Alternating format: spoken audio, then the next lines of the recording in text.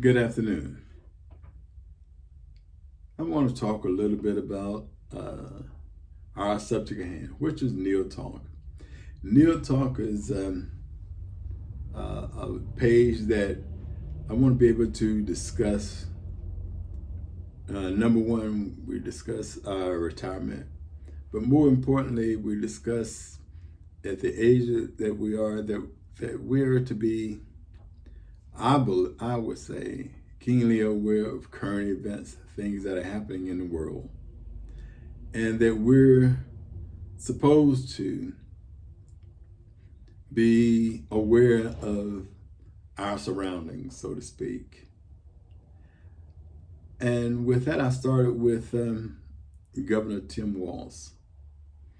It's unfortunate that Governor Tim Walz, who is the the governor currently, the governor of Minnesota, and he has made the decision to not continue in the race for the next for being reelected as governor of Minnesota.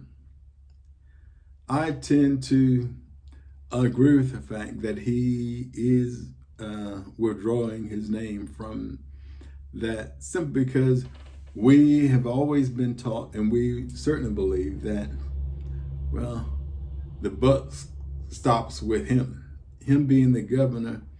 And if it's true, the type of fraud that have gone on in Minnesota for years, someone should be held accountable for that. And to me, it's the governor.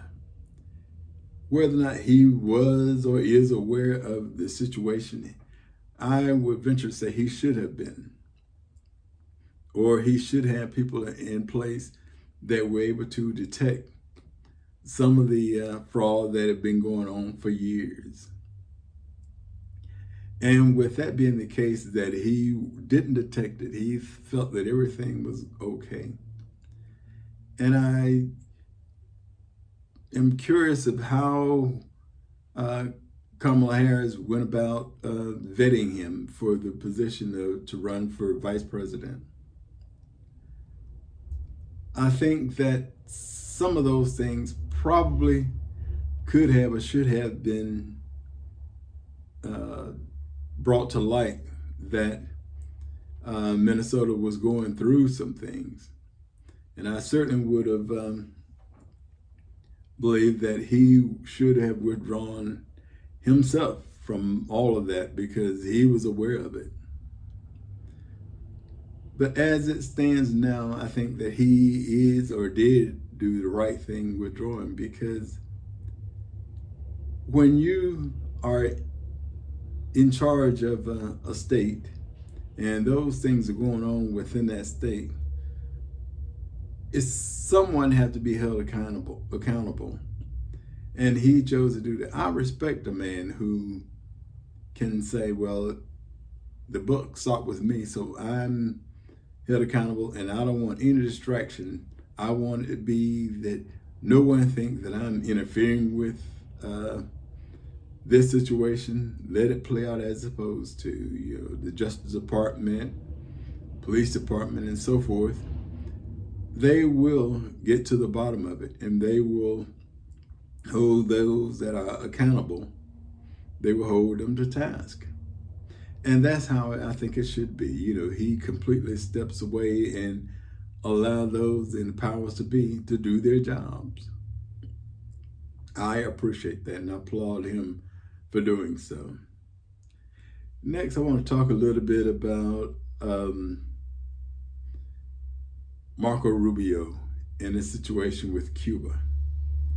I understand that Marco Rubio is the son of immigrants, and his parents are Cubans, and therefore he may have a thought process of the leadership in Cuba, even at this time, that because the Cuban people, or Cuba as a whole, is not as prosperous as a a lot of folk think that it should be. They still have a lot of infrastructure that is not first world, so to speak. And they're still in cahoots with Russia.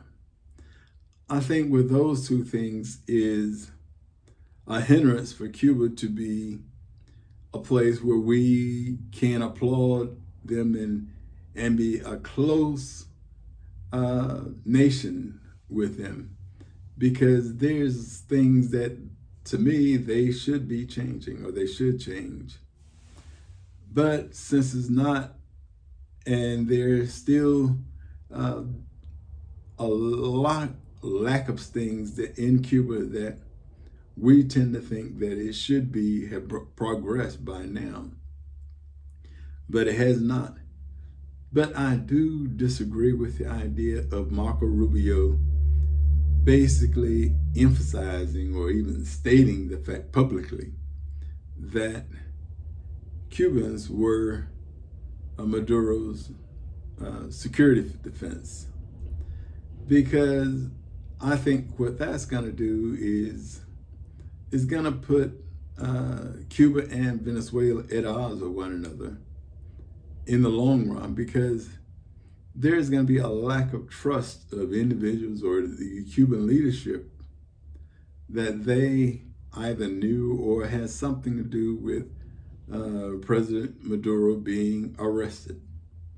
Because it is interesting, because as I look at the idea that there is no reason a president should be arrested or captured or anything like that without it being some type of major disturbance within the country. You know, no president should be just, oh, well, I give up, unless they choose to,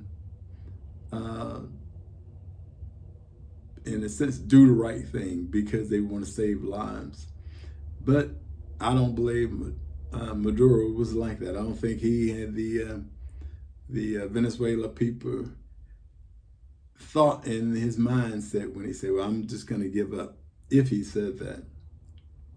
I do believe that there was some type of conspiracy have gone on, that this situation boiled down to that he chose to be arrested. And I'm saying he chose to, because I can guarantee you no country should be able, well, they wouldn't be able to just walk into the United States and say, we're coming for President Trump. And all the security guards around the Secret Service around him, and just give up, oh, okay, we understand he was indicted. That's not the case. It's our president. We all are obligated to protect and defend the president. And that's what I have an issue that Cuba did not do to the point that they probably should have. And that, to me, is one of those things that we will be able to get a clearer understanding over the next few days, weeks, or what have you. And I'm looking forward for a good explanation. Lastly, the thing that I want to talk about today is I heard some information on that the Congress is looking again towards the Social Security Trust Fund. They are happy about that they have given the 2.8% cost of living raise to people, those that are on Social Security. And they also are continuing to have discussions about giving the $200 to all folks that are receive Social Security at this time. I would love the opportunity to receive the $200 a month from now on. But I don't think that as the trust fund is continually shrinking and so forth over the years, that the country can't afford it. I know that supposedly we look at the different ways that the U.S. has saved money, and especially with emphasis on, well, they don't emphasize it as much, but the Social Security private trust fund to privatize Social Security. That, to give a clear understanding of what that is, privatizing Social Security is just like, it's not really going to affect those that are receiving Social Security right now. Privatization will be that individual, if you're working right now, you can have a choice of, well, I want my money to go towards whatever 401k or whatever type of retirement account, stocks and bonds, whatever company that is that you agree with, that you suspect can do a good job in growing your money. But my question's always been, what if I put my money in the wrong place? And we have another, what's the name, Bernie Madoff, or we have like 2008, crash, and my money is lost.